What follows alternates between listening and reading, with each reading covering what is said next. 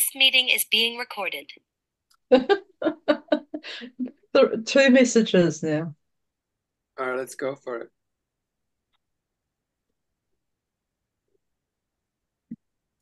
Who would like to start reading? Yeah. Father's supreme rule. In his contact with the post-Havana creations, you'll hear a lot of new words in this as well. Post-Havana creations, the universal Father does not exercise his infinite power and final authority by direct transmittal, but rather through his sons and their subordinate personalities. Don't worry about it, doesn't make any sense. Well, God does nothing, basically. It just simply is. And it's the sonship that creates the rest. Yeah. It's more complex. The idea of sonship here is much more complex, as we will find out. You know, in a course, it's very simple, but in here, there is the evolution of the whole sonship is quite elaborate. It's way more elaborate than anybody would even think this is possible. It's crazy. Yeah, it's crazy. But it dislodges the structures. It's so huge that it dislodges the structure the mind made. And it's the dissolution of the structure that makes you somehow receptive to more than you think it's available. Yeah? Because in this construct, we can't see past our little constructs. But when they're gone, there is an empty mind, and then it can be awakened to options that would have been way too far to not only comprehend, but to actually experience, because the experience can be so intense. And if the density of your mind is too locked in, it can't vibrate in a frequency of this profound love, basically. Ta-da! All right. And God does all of this of his own free will. And any and all powers delegated, if occasion should arise, it should become the choice of the divine mind, could be exercised direct. But as a rule, such action only takes place as a result of the failure of the delegated personality to fulfill the divine trust. At such times, and in the face of such default, and within the limits of the reservation of divine power and potential, a father does act independently and in accordance with the mandates of his own choice. And that choice is always one of unfailing perfection and infinite wisdom. Beautiful. The Father rules through his sons. On down through the universe organization, there is an unbroken change of rulers. Chain. What did I say? Change? Yeah. I look like chain, but I must have. Father rules through his sons, on down through the universe organization. There is an unbroken chain of rulers, ending with the planetary princes. Oh, that must be me. Oh, you're not a prince, you're a queen. Yeah, not the first time I've heard that. Yeah. So, ending with the planetary princes who direct the destinies of the evolutionary spheres of the Father's vast domains. It is no more poetic, it is no mere, I caught myself that time, it is no mere poetic expression that exclaims, the earth is the Lord's and the fullness thereof. He removes kings and sets up kings. Mm-hmm. The Most High's rule in the kingdoms of men. They like to put these biblical quotes in, don't they, at the beginning of each section? Mm-hmm. In the affairs of men's hearts, the universal Father may not always have his way, but in the conduct and destiny of a planet and divine plan prevails. The eternal purpose and wisdom of love triumphs. Mm-hmm. Of wisdom and love. Sorry. I thought that's what Kevin said. Yes, eh? He said the final purpose and wisdom of love. Yeah, and That's I all had right. a Not that it matters. It's cool. Not that it matters, I can't understand it anyway. Said Jesus, my Father who gave them to me is greater than all, and no one is able to pluck them out of my Father's hand. As you glimpse the manifold workings and view the staggering immensity of God's well-nigh limitless creation, you may falter in the concept of his primacy, but you should not fail to accept him as securely and everlastingly enthroned at the paradise center of all things, and as the beneficent Father of all intelligent beings. There is but one God and Father of all, who is above all and in all. Beautiful. And he is before all things, and in him all things consist. I'll pass it on to someone else now. I'll give it a go. Give it a go. Maybe slow it down a tiny bit because it's pretty thick in a way. The uncertainties of life and the vicissitudes of existence do not in any manner contradict the concept of the universal sovereignty of God. All evolutionary creature life is beset by certain inevitabilities. Consider the following. 1 is courage, strength of character, desirable. Then must man be reared in an environment which necessitates grappling with hardships and reacting to disappointments. Wow. 2 is altruism, service of one's fellows, desirable. Then must life experience provide for encountering situations of social inequality. Wow, that's amazing, hey? Yeah. Oh, I'm finding myself very irritated by this. I love you. Because I think the reason for altruism would be an imbalance, in my view, an imbalance in what is, instead of like imbalance of misunderstanding of how things work, rather than designed by God to be there so we become altruistic. Anyway, I'm arguing with it. You are, and how sweetly. Pardon? And how sweetly. How sweetly you argue, you know? It's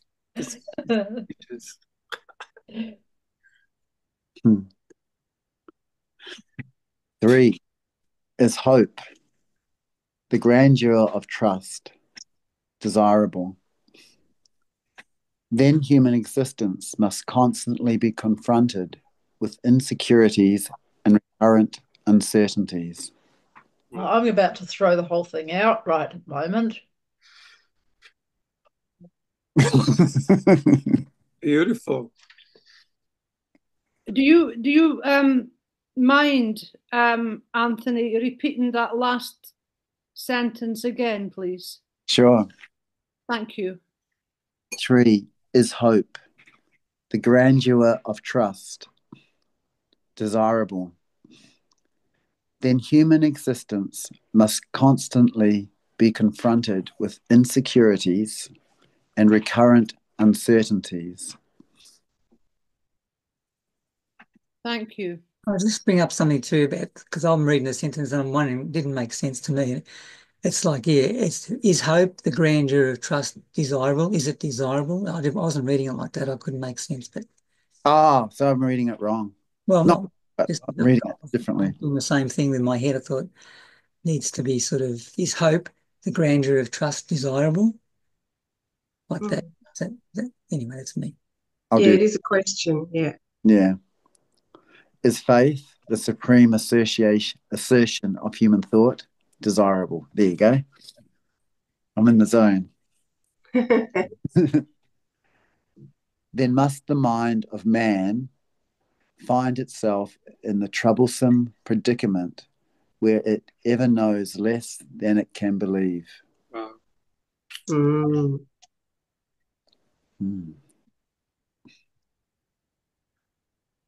Is the love of truth and willingness and the willingness to go wherever it leads desirable? Then must man grow up in a world where error is present and falsehood always possible.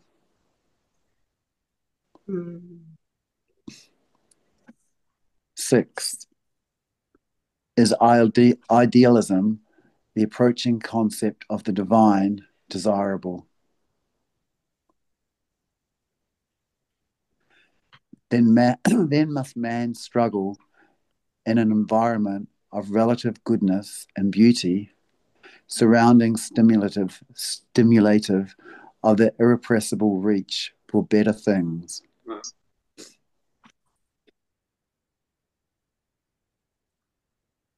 7, is loyalty, devotion to the highest duty, desirable? Then must man carry on amid the possibilities of betrayal and desertion. The valor of devotion to duty consists in the implied danger of default.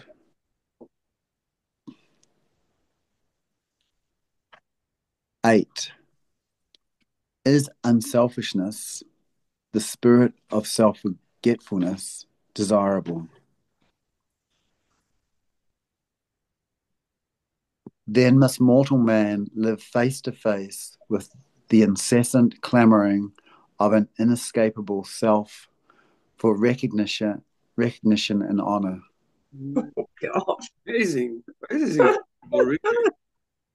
You could almost take one question and talk about it for hours. Yeah. Yes, surely. But it's questioning, it's questioning kind of high ideals of earth. Like, these are the high things in here. And it says, you have this and you're in struggle. Yeah. Because Right. it makes more sense now to me. Yeah. Yeah. But all those things come from struggle. Because if it was perfect earth, then we'd have no ideals, because it would just be... Exactly. Exactly. Well, Urantia calls these, where we are, they call it evolutionary planets. Yeah.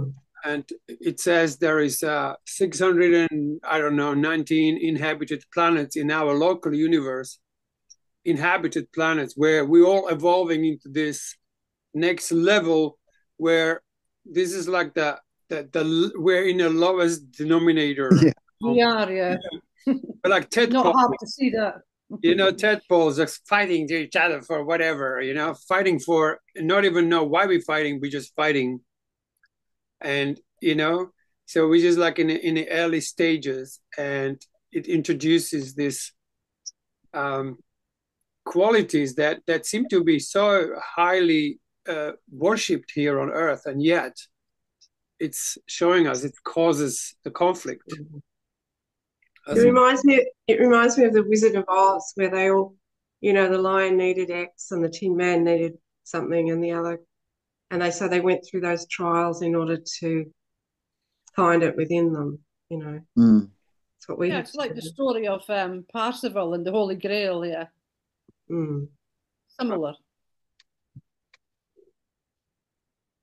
Beautiful. But then there's every probability that we've come back here and been on different planets too. Yeah, that's all. Who knows? Who knows? It's profoundly explained. It actually throws away all sorts of things of incarnation, and it just has a completely different take on everything. I think he's pretty clearly expressed that we're bottom dwellers. Yeah. Bottom dwellers. The ass end of the universe. Which I find hilarious, actually, because we think we're so wonderful. One thing that Just constantly makes us all the more special to be going through this crap. yes. Yes. Well, let's go on. Number 9, are we? No, we didn't finish 8. Halfway through. 8. All right, let's do it. Up to man could not dynamically choose the divine life. What? Just hang on with that. Sorry, I missed something. I don't know. We're in the middle of the paragraph there. Yeah, Kim. I'll start from 8 again because I didn't finish the 8th. Oh, I didn't think you even started it. Oh, okay. I think so, yeah. Did I? We Unselfish. got up to loyalty. Yeah. Loyalty. No, you read loyalty. Yeah, you read that one. Okay, number 8. Good. Is unselfishness, the spirit of self-forgetfulness, desirable? Oh, yeah, you did. Sorry, you did read that. Yeah. Now I remember. Then must mortal man live face to face with the incessant clamouring of an inescapable self for recognition and honour. Man could not dynamically choose the divine life if there were no self-life to forsake. There were no self. Ooh, Man could never lay saying, hold on righteousness. saving. Hang on, sorry. Man could never lay saving, hold on to righteousness if there were no potential evil to exalt and differentiate the good by contrast. Differentiate Differentiate the good by contrast. by contrast, yes. I'm going to do one more. Ooh. Oh, that's done. I like this one. Is pleasure, the satisfaction of happiness, desirable? Then must man live in a world where the alternative of pain and the likelihood of suffering are ever present experiential possibilities. Wow, that's the same as the Course of Miracles says the same thing, doesn't it? Talking about the duality, not being able to see one thing without its opposite. Yeah. Okay, I'm done. Thank you. Oh, Thank you.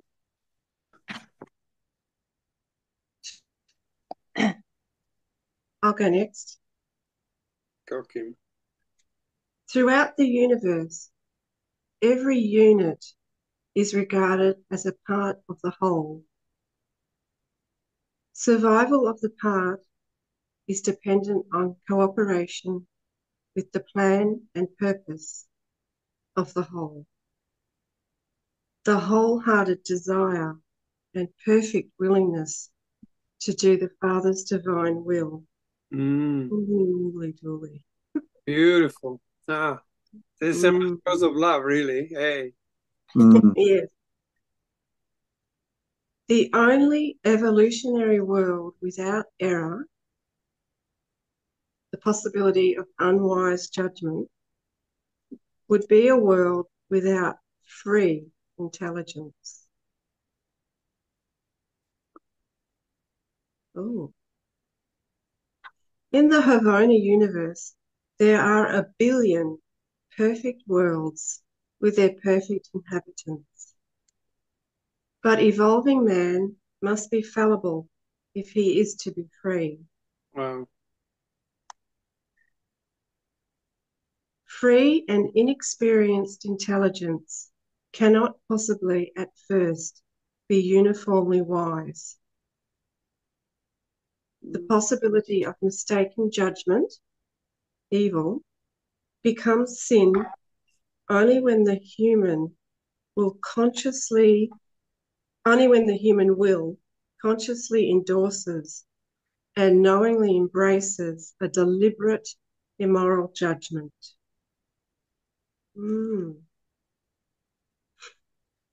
Let's think in, huh?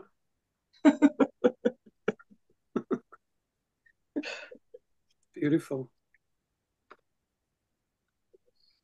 Ah, dear. Yes.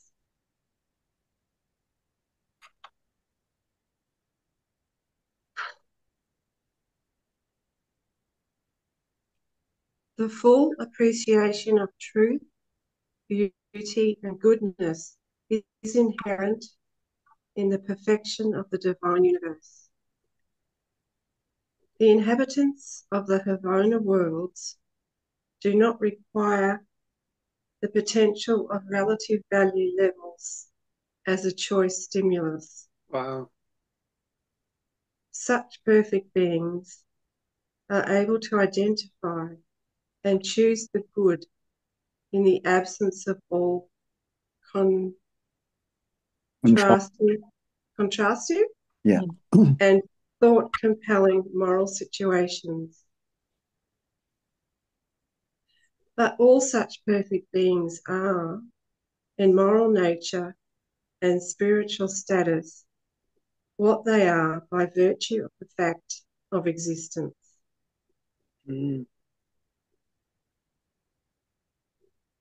They have experientially earned advancement only within their inherent status.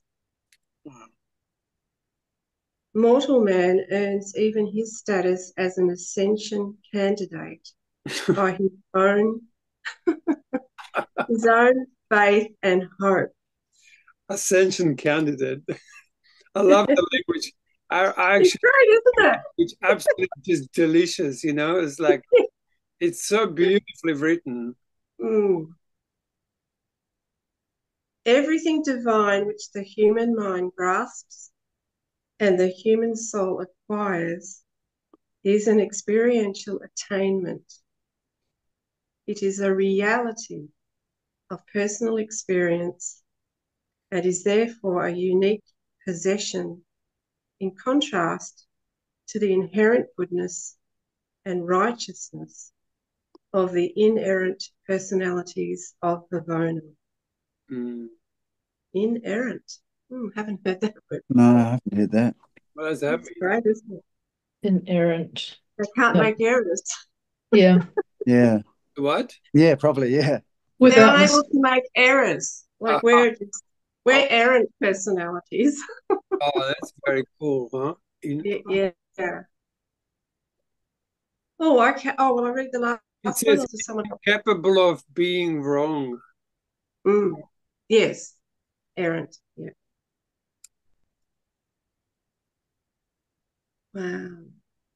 Can I ask? I have an idea, but can you say what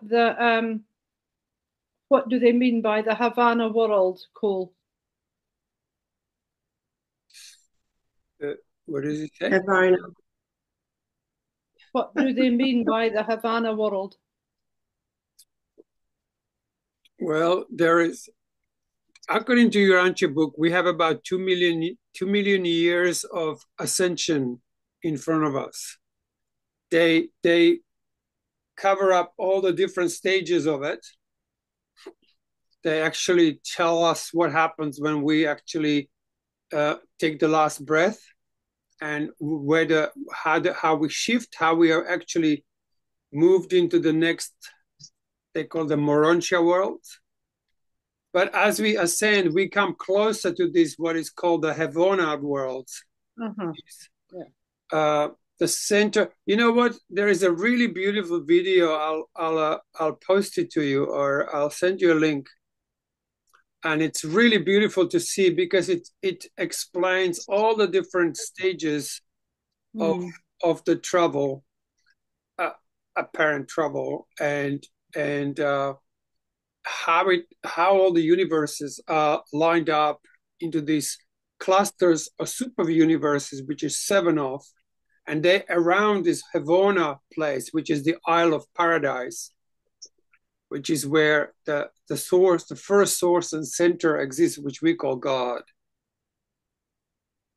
Urantia book basically says when we think we have the most amazing God experience, which many of you guys had certain moments of truth, right? Of revelation. They say we only just tapping to our next little stopover. Mm-hmm.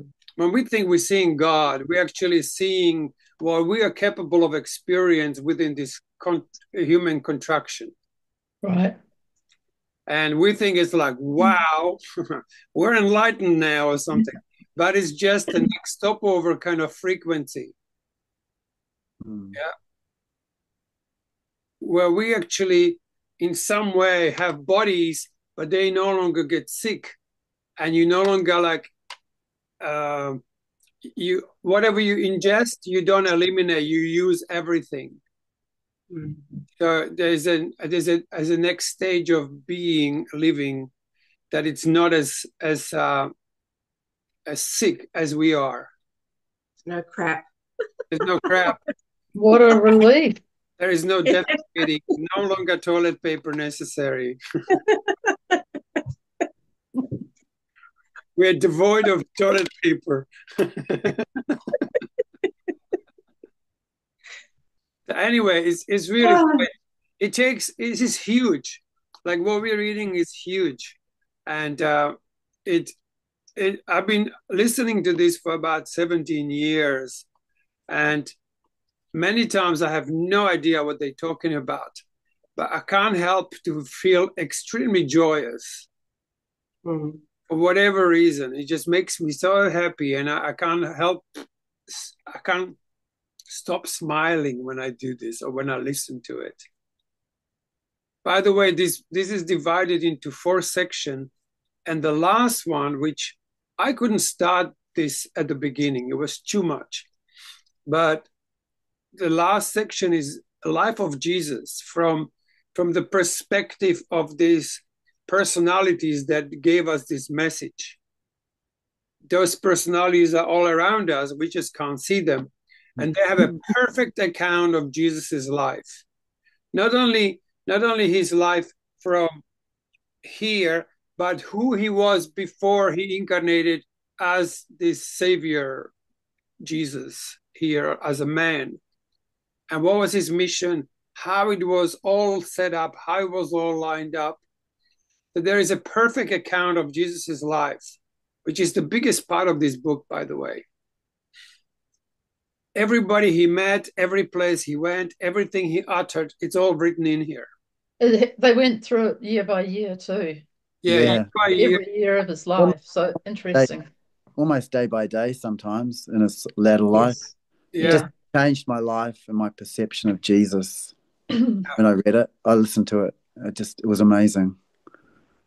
And so sometimes it is easier. For me personally, it was easier to start with the last part of the book. Then I went on to the third part of the book, which has to do with this earth, which is called Urantia. That's why it's called Urantia book. Like in the whole perspective, from some other places, the name of our planet is Urantia. That's how we are known in the cosmos. And then second part is all about our local universe and how much we are affected by Luciferian rebellion. So we're basically just, and we live, it is very, very cool. We live in a part of our local universe is actually called Satania. So we are all a bit twisted because we are affected by this Luciferian rebellion, which is also thoroughly described of what actually occurred. And then that's a second book. And the first book we're reading now, which is all about basically this original center of everything, source and center of everything.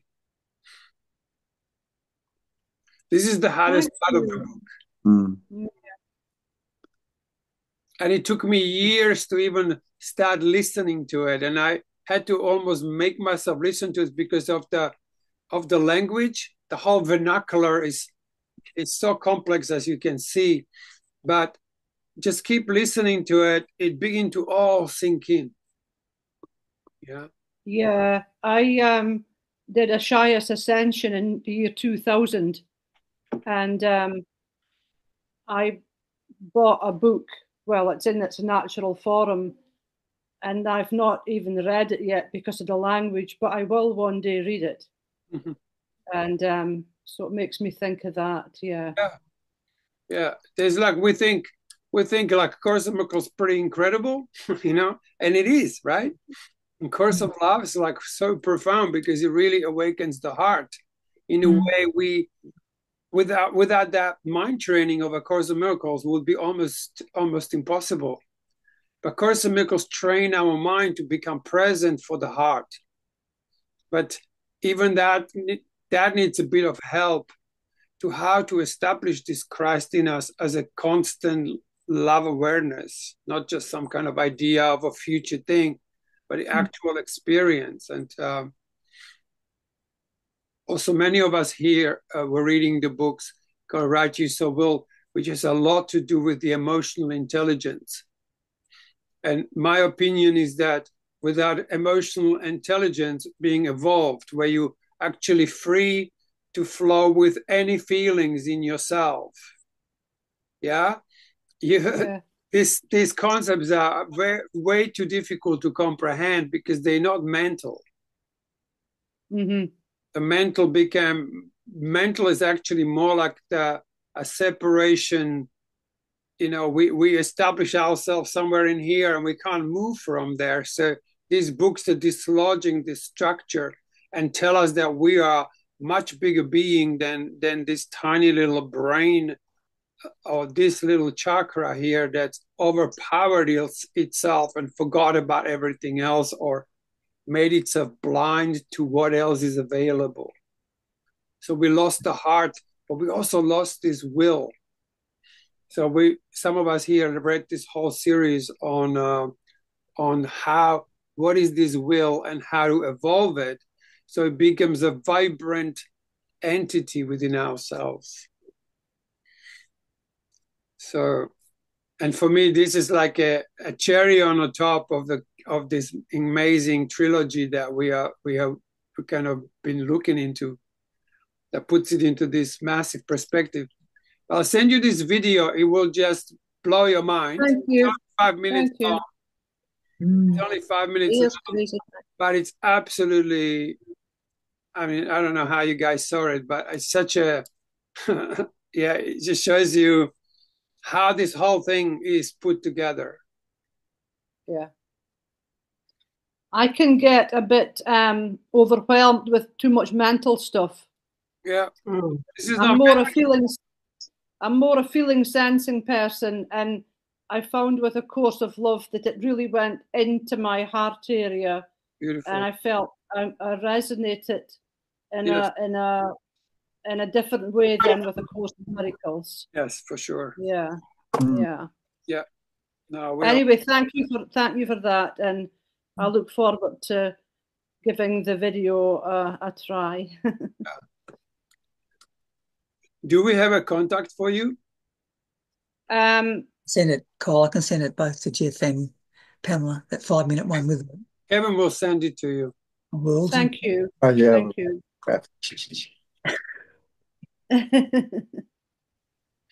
Right. All right, shall we go on to 3517? Did we do the last oh yeah. That's the last paragraph. Yeah. I'll finish it off, Kim. Oh, okay. The creatures of Havona are naturally brave, but they are not courageous in the human sense. Yeah, right. They are innately kind and considerate, but hardly altruistic in the human way. They are expectant of a pleasant future, but not hopeful in the exquisite manner of the trusting mortal of the uncertain evolutionary spheres. Mm. Ah. Hmm. They have faith in the stability of the universe, but they are utter strangers to that saving faith whereby mortal man climbs from the status of an animal up to the portals of paradise. They love the truth, but they know nothing of its soul-saving qualities. Wow. They are idealists, but they were born that way. They are You're wholly... cutting out for me, sorry? Oh. You're cutting out for me. I'm not hearing some of the words. Oh. Do you want me to go back?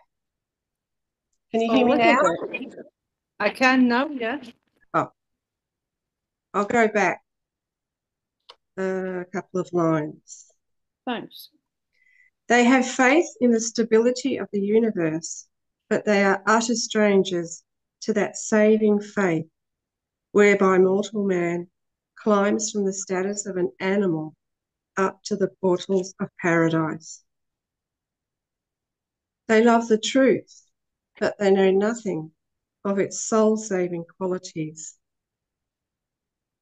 They are idealists, but they were born that way. They are wholly ignorant of the ecstasy of becoming such by exhilarating choice. Oh dear. They are loyal, but they have never experienced the thrill of wholehearted and intelligent devotion to duty in the face of temptation to default. Mm-hmm. Oh, so great. Mm. They are unselfish, but they never gain such levels of experience by the magnificent conquest of a belligerent self. They enjoy pleasure, but they do not comprehend the sweetness of the pleasure escape from the pain potential. That kind of explains it all, doesn't it? Yeah. Oh my God. Yeah. We're in the best place for learning. Well, for Yeah, if you must learn. growth would say, evolution. But so did they not ever go through that? Did they not ever go through that level of experience like we do? I think they were in that level, God's reflection. So God created these beings, from what I understand, and have like the Father, the Son, the Holy Spirit. Then there was, that'd be right, Cole. It's sort of like he created in the likeness of himself. Yeah, we are more like the periphery of it all, so we're a little remoted from that kind of frequency. But it puts us in such a beautiful way, like the suffering here, it puts it like it's such a wonderful thing. Yeah. Exquisite. It's so great. Oh. Best ideals of man. Oh. Sorry, what? The highest ideals of mankind.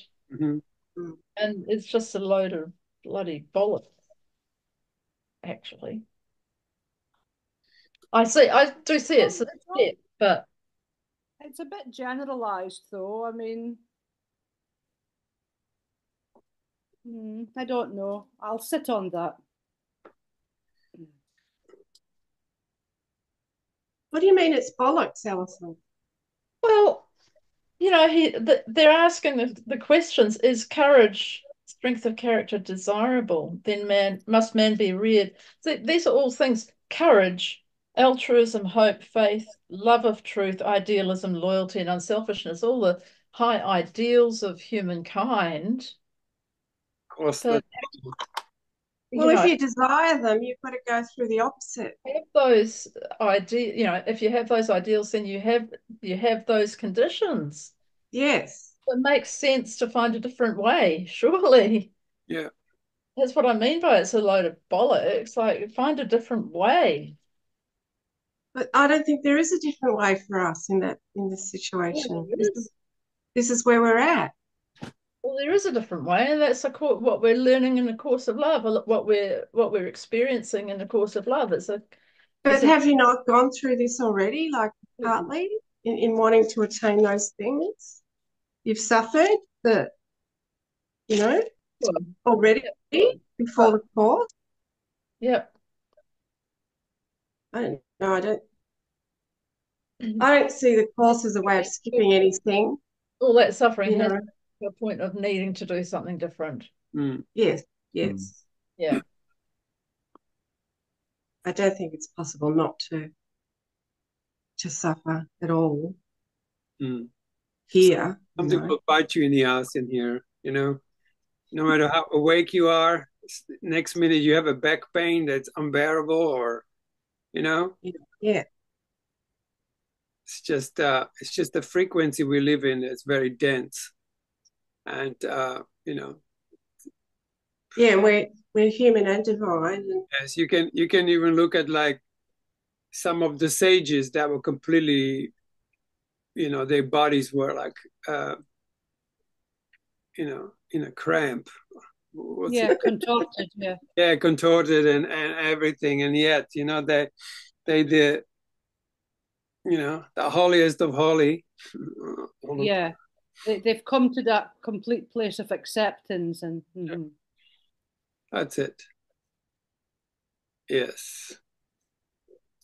Anyway, shall we dive into the next one? Father's primacy. That will complete chapter 3 for us. I'll do it. Father's primacy with divine selflessness, consummate generosity. The universal Father relinquishes authority, delegates power, but he is still primal. His hand is on a mighty lever of the circumstances of the universal realms. He has reserved all final decisions and unerringly wields the all-powerful veto. Is that veto? Yeah. And what's the next word? Scepter? Of his eternal purpose. I love it. All-powerful veto scepter. I want one. I love this language. Sometimes I don't understand it. I still enjoy it,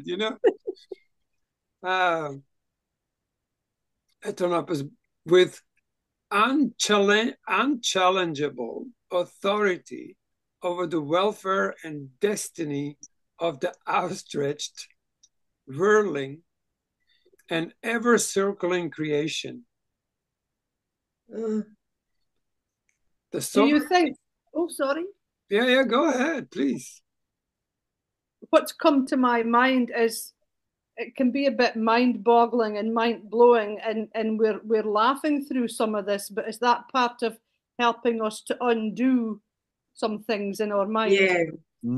We are simply reminded, this is like I say, like right there, look at your face, like you're beaming right now, and you might not even understand why. Exactly, yeah.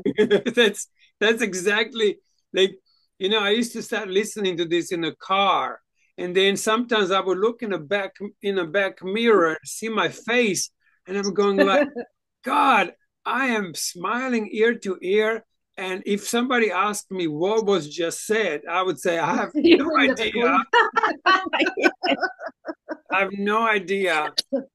This works in mysterious ways, it's very mysterious because, you just find yourself so deeply touched and so deeply moved, as if something was removed, Well, anything that makes me laugh and smile is good in my book.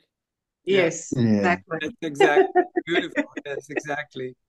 This unerringly wields the all-powerful veto scepter of his eternal with unchallengeable authority over the welfare and destiny of the outstretched, whirling, and ever-circling creation. Well, when is he going to use his bloody veto power to stop some of the bloody suffering that's going on here? Is what I want to know. Right now. What's that about? Right now. And stop. And Trump thinks he's got some power. What a joke! Yes, exactly. When's he going to start using this all-powerful veto scepter? Well, we need to individually use it. Yeah. Free will. Yeah. Well, the sovereignty of God is unlimited. It is the fundamental fact of all creation. The universe was not inevitable. Inevitable. Inevitable. What did I say? What did you say? inevitable. Inevitable. Yes. I love the way you said it, Cole. Don't get me wrong. Yeah. Oh, I know. It's wonderful. I love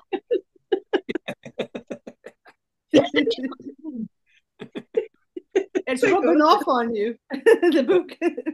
Oh, I don't mind. I'm amazed I can even read at all. It's like, it's way beyond my little comprehension here. The universe is not an accident, neither it is self-existent.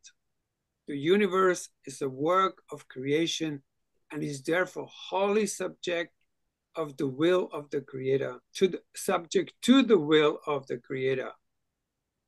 The will of God is divine truth, living love. What? Living love. Therefore, are the perfecting creations of the evolutionary universe is characterized by goodness, nearness of divinity. To divinity. Thank you. By potential evil, remoteness from divinity. Right. All religious philosophy, sooner or later, arrives at the concept of unified universe rule of one God. Da-da-da. Universe causes cannot be lower than universe effects. The source of the streams of universe life and of the cosmic mind must be about the levels of their manifestation. The human mind cannot be consistently explained in terms of the lower orders of existence. Man's mind can be truly comprehended only by recognizing the reality of higher orders of thought and purposive will. Man as a moral being is inexplicable unless the reality of the universal Father is acknowledged. It's true, isn't it?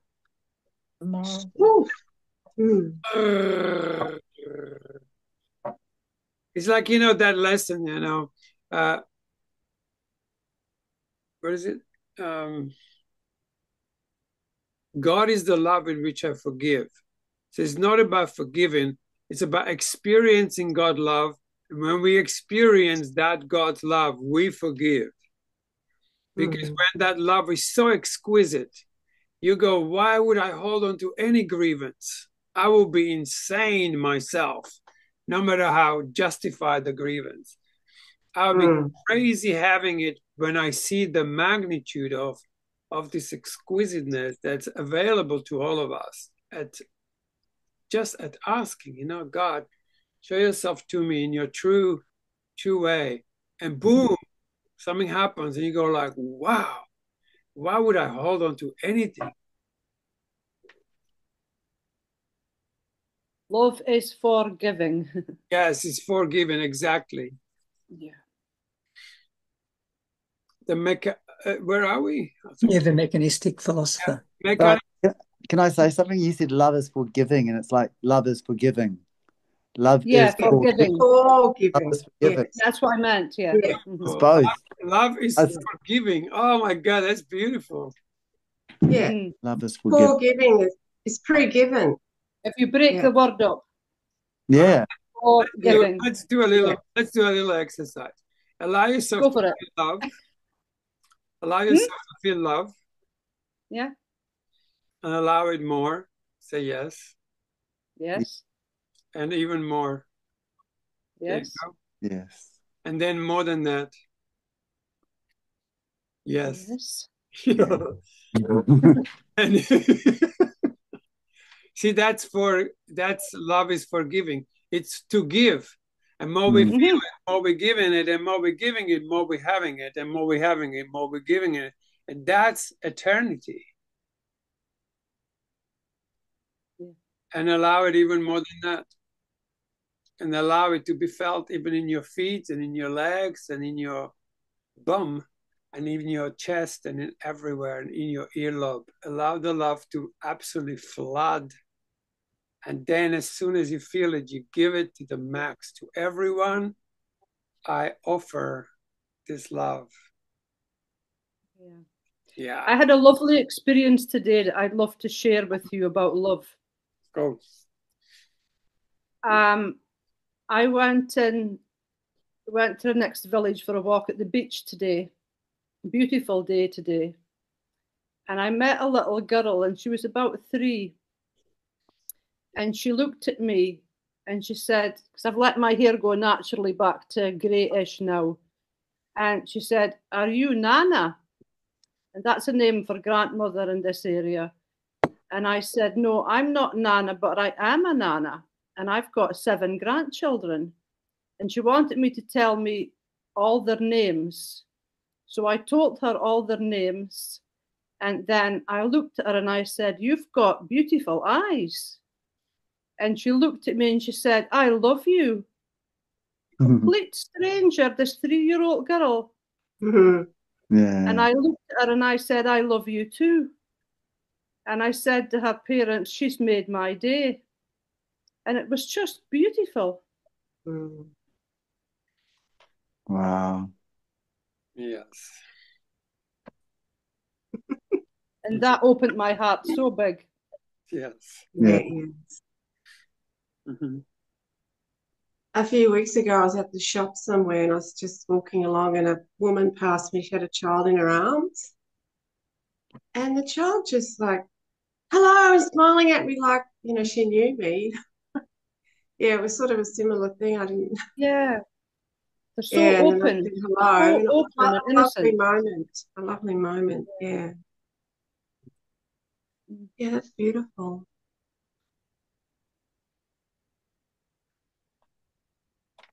All right. Yeah. Children really feel it, don't they? Especially. Yeah. Yeah. They're not self-conscious. Mm. No filters. All right. Shall we dive into the rest of this? The mechanism. Oh, I thought we were finished. The mechanistic philosopher professes to reject the idea of a universal and sovereign will, the very sovereign will whose activity is in the elaboration of universe laws. He so deeply reverences. Mm. What? Jeez, I can't even read. That wasn't a good idea to do that exercise. Now I'm just like flooded in. I'm trying to go back into reading. It's like blah. Sorry. Yeah. Could anyone else maybe finish it? Yeah, I'll read. Mm. Yeah, go on. Thank you, darling. Save me. You're my savior, honey. Yeah, you're mine too. The mechanistic philosopher professes to reject the idea of a universal and sovereign will, the very sovereign will whose activity in the elaboration of universe laws he so deeply reverences. What unintended homage the mechanist pays the law creator when he conceives such laws to be self-acting and self-explanatory. It is a great blunder to humanize God, except in the concept of the indwelling thought adjuster. But even that is not so stupid as completely to mechanize the idea of the first great source and center. Indwelling thought adjuster. I love that. Indwelling, yeah. Mm. I don't really understand that last sentence, however, I'll carry on. Does the Paradise Father suffer? I do not know. The Creator Sons most certainly can, and sometimes do, even as do mortals. Wow. The eternal, excuse me, the eternal Son and the infinite Spirit suffer in a modified sense. Wow. I think the Universal Father does, but I cannot understand how. Perhaps through the personality circuit or through the individuality of the thought adjusters and other bestowals of his eternal nature. Wow, that's crazy, isn't it? He has said of the mortal races, in all your afflictions I am afflicted. He unquestionably experiences a fatherly and sympathetic understanding. He may truly suffer, but I do not comprehend the nature thereof. The infinite and eternal ruler of the universe, of universes, is power, form, energy, process, pattern, principle, presence, and idealized reality. But he is more. He is personal. He exercises a sovereign will, experiences self-consciousness of divinity, executes the mandates of a creative mind, pursues the satisfaction of the realization of an eternal purpose, and manifests a father's love and affection for his universe children.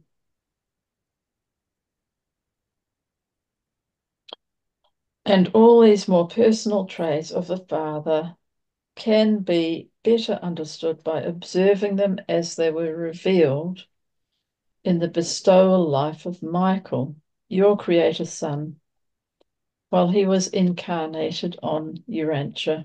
Which was Jesus, yeah? So Yeah. Jesus' previous incarnation is this Michael, the Creator's Son. It's pretty crazy. God is Michael. Michael's are creators of the universes, and Michael is the actual quality of Jesus before he incarnated in here.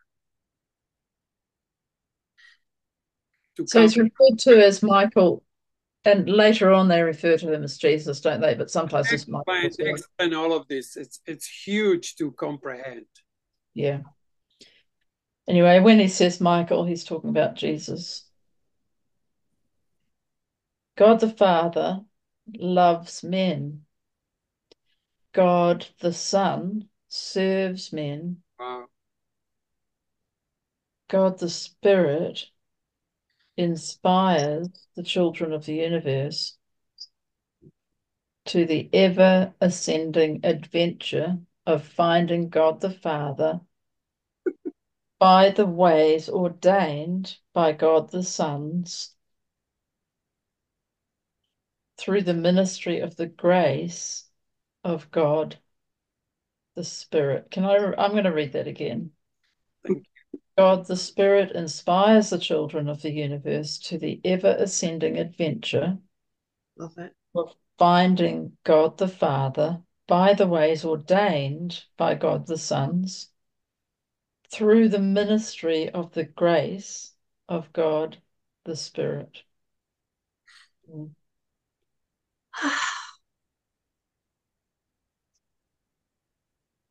And this is who wrote it. This is this being of the divine counselor assigned to the presentation of the revelation of the universal Father. I have continued with this statement of the attributes of deity. Ta-da! That's So we're in an ever ascending adventure. I love it. I know. Ascension Korea. Yeah. Good, guys. This is concluded paper 3. Wow. Zooming through it. And we already had like 11 readings here. So this is I think 11 or 12 even. 12th reading so far. Wow. Since we began. And do you do this once a week? We do this every Sunday our time, probably Saturday your time. Yeah. Yeah. Good. Yes. Wonderful. How'd you go, Jeff? And I think I need to buy the book. Yeah, it's good. Well, meanwhile, you can have the PDF and have a look at it, you know. Or if you type in URANTIA book, you will go to the thing and it's all available on the net, the whole book. Okay. You can download it. I've downloaded it from there. And there is because I'm Czechoslovakian by origin, it's in Czech and it's also just amazingly translated, like so beautifully translated. So how many years will it take me to read it? Depends on how much you smoke, you know. I'm just kidding. Not years, Jeff, lifetimes. Pardon? Yeah, I would say, yeah. It's very long. It's very long. Yeah. I had times when I couldn't even touch it. Sometimes I heard things and I go like, "Oh my God, let me let this sink in." So yeah, it can take a while, and it just like A Course in Miracle has this particular vernacular. This has a slightly different vernacular, although I find it kind of similar. It's almost like it comes from the same source. Yeah. Oh, yeah. From divine order that's so far beyond our human little tension. Yeah. Yeah. It's like so complex. And I know the section on Jesus. I read the section on Jesus like on my own. The rest of it's a bit difficult, but there are some parts of that where he's addressing certain characters and that he's come across, and it took so much effort for me to get my head around the concepts he was offering. But it's all good. Actually, you almost have to go. You do sort of have to open yourself to a different way of understanding, which is where A Course of Love is helpful.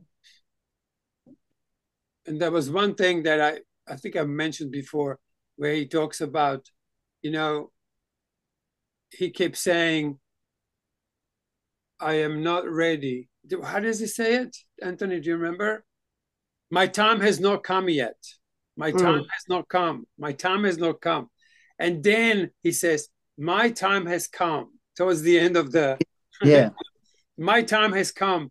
And when he goes to that place, when he talks, my time has come, the similarity between Course in Miracles and this is almost identical.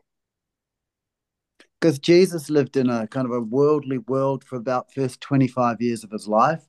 And he kept saying his time's not come. And he just kept taking care of business, his family, and things of the physical world, and just beautiful attributes. Like he was a real man, just taking care of his family and that. And then all of a sudden his time was come, and then he was totally to his father. It was just like, and then all it was all on. Yeah. Yeah, upset the whole world by his truth and his love, but inspired the whole world as well. And just The example life. We're being asked to step up into that too now. yeah. Lovely. Well, good to see you, Jeff. My God, I'm so happy to see you, brother. It's been years. Thank you. I Like shall. 20 years or so since I saw you last, or something. Yeah, Like yeah. Wow. yeah. Yes. It's lovely to see you, Jeff. It's really You given me too. such a lift. I feel so happy seeing you. Yeah. Yeah. You and Anya have a very special place in my heart, and so Yeah.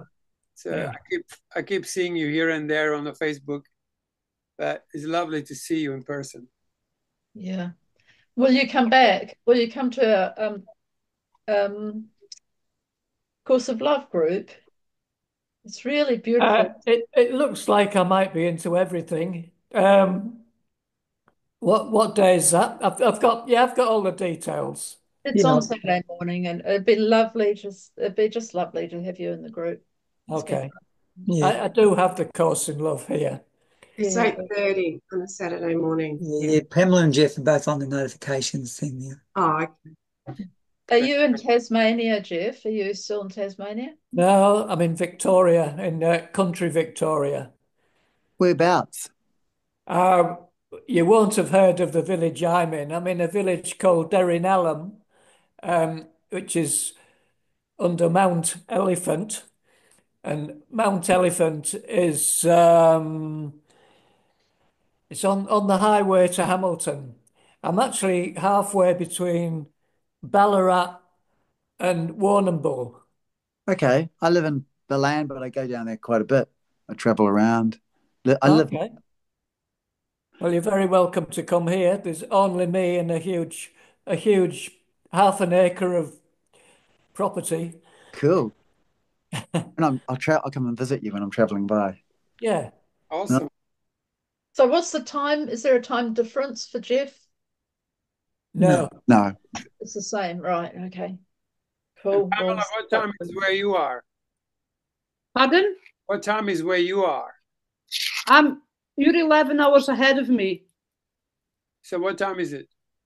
It's 9:45 here. Okay. At night. At night. Yeah. Cool. Yeah. And you are in where are you? I'm in the north of Scotland. And what is the name? I'm in a town called Forres in Morayshire. Okay, so northeast of Scotland. There's another couple here called Tonka and Peter who often come in, and they live there somewhere. I wonder if they're in Findhorn. They're not in Findhorn, but they are somewhere up north. Okay. Okay. I might meet them sometime. Yeah. I mean, lovely. They come from Slovakia. They've been with us for a long time. Yeah. Wonderful, guys. So lovely to see. That was a great read. Woohoo! April 4 next week. Yeah. Looking forward to it. Okay. So nice to see you guys. Lovely. Yeah, it's good. Thank you all. Thank you. See you next week, guys. Thanks, Kat. Yeah. Thanks, See you everyone. all. Thank you. Bye. Thank you. Bye. Ciao. Woo.